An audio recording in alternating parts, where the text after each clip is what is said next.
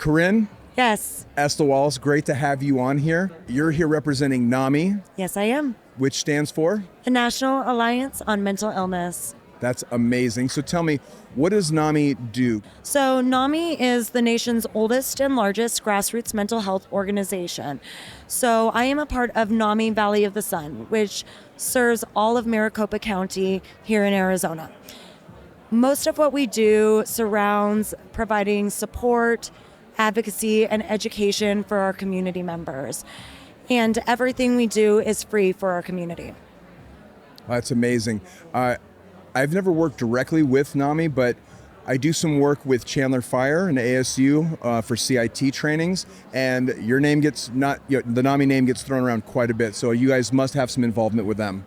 We do. Actually, part of what I do for NAMI Valley of the Sun is I run our In Our Own Voice program.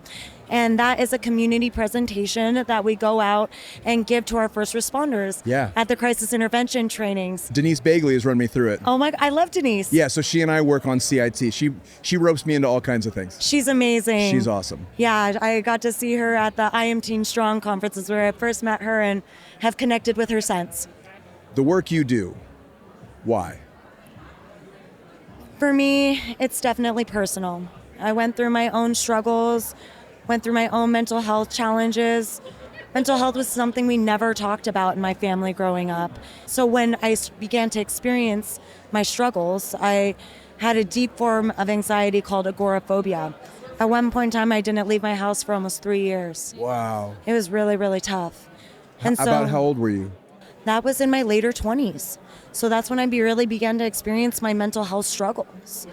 And a lot of it was trauma that I had buried over a course of a lifetime. So my why became really being a voice for the voiceless and showing others that recovery was possible, that there was no one path to recovery.